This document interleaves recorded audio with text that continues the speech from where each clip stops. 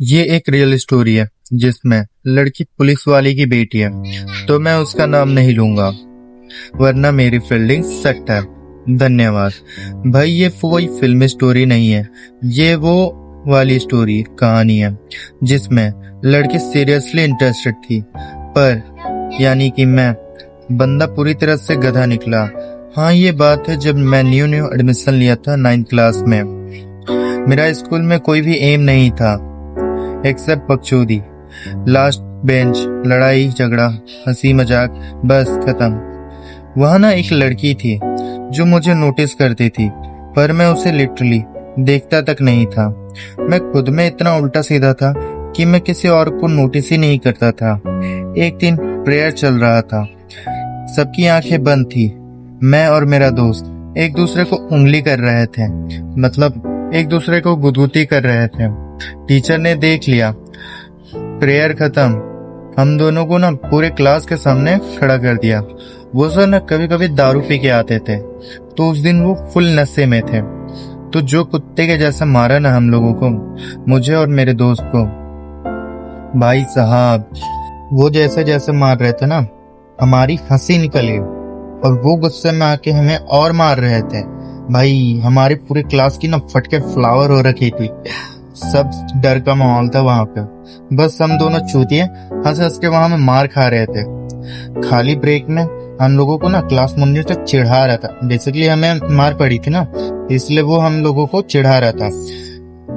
तो मैंने गुस्से में आके ना उस चूतिए को पेल दिया। मॉनिटर ने कंप्लेंट कर दिया सर के सर। फिर बहुत कुत्ते के जैसे मार पड़ी हम लोगों को। इस बार तो कुत्ते के जैसे मारते मारते हम लोगों को ना क्लास के बाहर ही खड़ा कर दिया। स्कूल छुट्टी होने के टाइम मैंने और मेरे दोस्त ने भाई क्लास मॉनिटर की कर दी फील्डिंग सेट। भाई, उसको हम लोगों ने ना गटर में धक्का देके भागे। भाई, अब क्या हुआ, नोटबुक इंसिडेंट, ठीक है। अब क्या हुआ कि हमारी होमवर्क कॉपी ना चेक हो रही थी और उसी दिन मैथ्स का टेस्ट था। भाई, मुझे ना 25 में से 22 मार्क्स मिले थे। भाई साहब, वहाँ वो क्लास में ना हाईएस्ट थे वहाँ। मतलब मैंने किसी भी वहाँ ना किसी के भी उतने मार्क्स नहीं आए थे। भाई, मैंने ना बकचोदी में बहुत मार खाई है, लेकिन पढ़ाई के मामले में मैंने कभी मार नहीं खाई। ब्रेक में क्लास खाली थी और हम च्युइंगम चिपका रहे थे सामने वाली डेस्क के नीचे। तभी ना एक लड़की आई और वो बोली, आदि अपनी नोटबुक मुझे दो। नोटबुक ना मेरे दोस्त के बैग में थी और उसका होमवर्क खुद का अधूरा था, पर उसने ना मेरी नोटबुक उस लड़की को दे दी क्योंकि भाई वो पैदाइशी चूतिया था। नेक्स्ट डे लड़की ने नोटबुक वापस कर दी और मुझे सुनो, नोटबुक का लास्ट पेज एक बार देख लेना प्लीज। मैंने बैग में रख दिया, कुछ सोचा भी नहीं। मेरे दोस्त की क्यूरियोसिटी इतनी फटी हुई थी ना कि उसने बैग खोला और नोट निकालकर लास्ट पेज को देखा। भाई, मैंने कभी उम्मीद भी नहीं की थी कि मेरे साथ ऐसा कुछ होगा। पेज के लास्ट पेज में लड़की ने नंबर और प्लस नाम लिखा था और इंग्लिश में कुछ वर्ड लिखे थे। तुम मुझे सच में बहुत पसंद हो। क्लास में मेरी नजर अक्सर तुम पर ही रुक जाती है। अगर तुम्हारे दिल में भी मेरे लिए थोड़ा सा भी कुछ हो तो प्लीज एक बार कॉल कर देना, मैं वेट करूंगी। मैं शॉक में, मुझे लव का एल तक नहीं पता था। ऊपर से खुद के पास फोन भी नहीं था, पापा का था, और ऊपर से मैं मेंटली बच्चा था। मेरा दोस्त उसको भाभी समझने लग गया। भाई, शाम को अपन स्कूल से घर गए और मेरा दोस्त और मेरा घर आसपास में ही था, तो वो मेरे घर में आया और बोला उसको कॉल कर। मैं बोला नहीं। इसने मेरे नोट कॉपी निकाला और फोन उठाया और नंबर डायल किया और स्पीकर ऑन। लड़की बोली हेलो।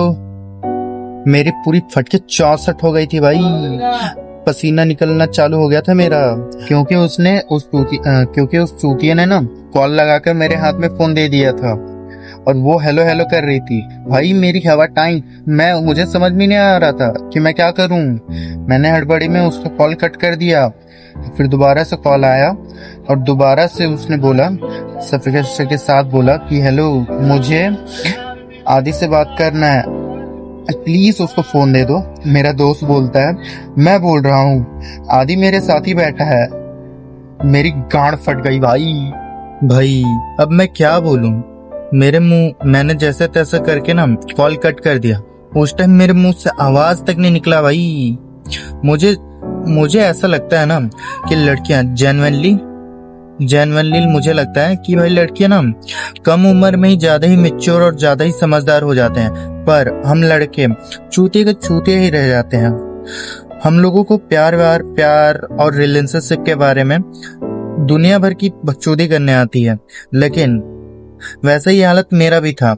मुझे कुछ भी नहीं पता था ये प्यार व्यार के बारे में और ये लव के बारे में, कुछ भी नहीं।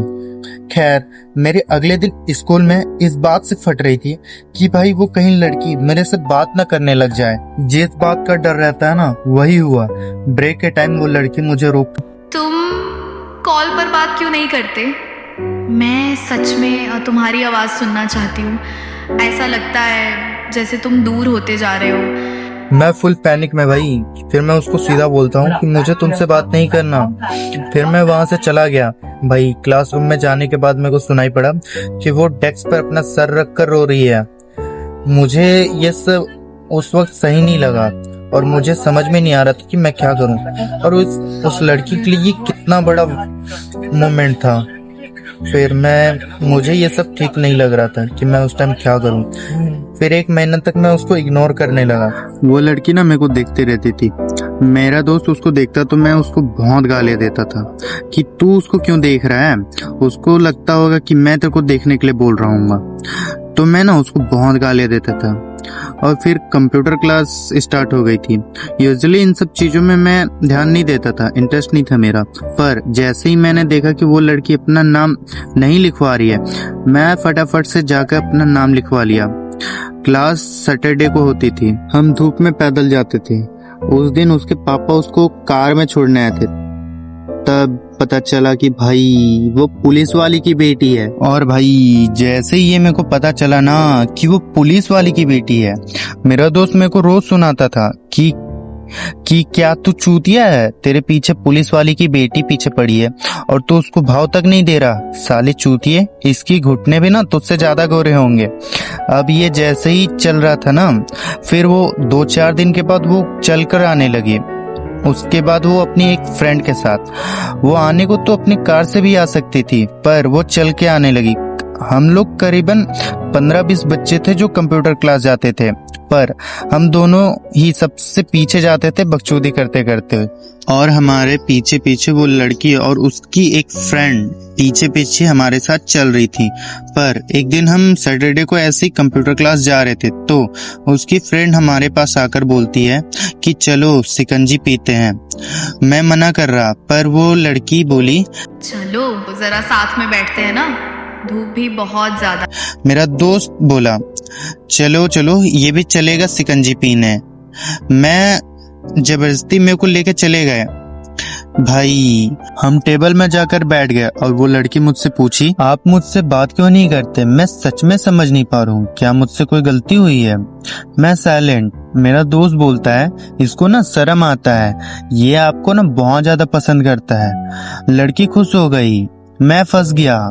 मैं इस सिचुएशन ना इस चूतिए को गाली भी नहीं दे सकता, क्योंकि सामने जो ये लड़कियां बैठी हैं, हमारा शिकंजी पी के हो गया। भाई उन्होंने बोला चलो हम लोगों के साथ, तो मैं बोला चलो तुम लोग, हम लोग बाद में आते हैं, मैं और मेरा दोस्त साथ में आते हैं।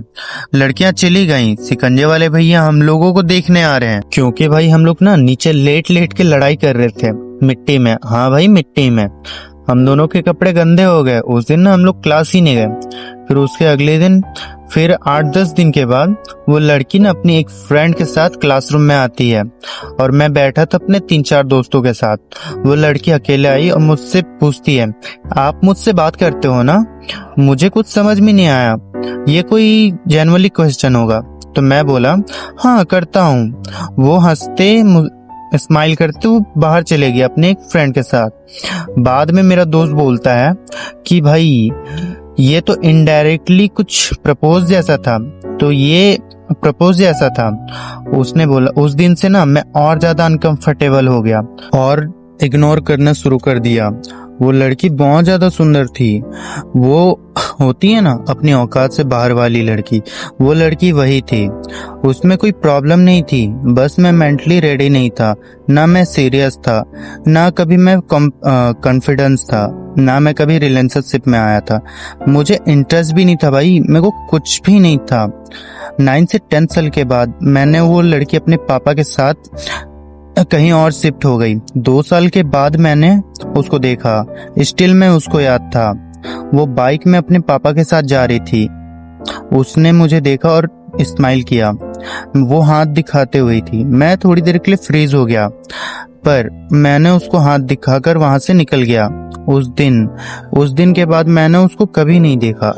भाई ये वो लव स्टोरी नहीं थी, ये वो चैप्टर था जहां लड़की जेन्युइन थी और मैं इमोशनली चूतिया था। मैं डम था, मेरे को रिग्रेट नहीं होता।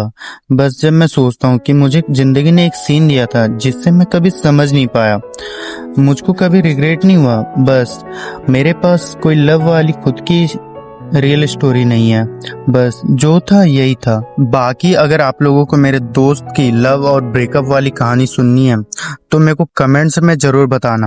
और उनकी भाई बहुत ही ज्यादा खतरनाक वाली और लफड़े वाली होती है, तो भाई बताना मेरे को कमेंट में। किसी दिन माँ चोदते हैं इन लोगों की। ये स्टोरी मेरी थी, तो आप लोग को क्या सोचना है इस स्टोरी के बारे में, जरूर से अपने विचार और कमेंट जरूर से करना और बताना कि ये स्टोरी आप लोगों को कैसी लगी। तब तक के लिए मिलते हैं तुम लोगों को अगली वीडियो में। तब तक के लिए ठीक है, take care and bye bye.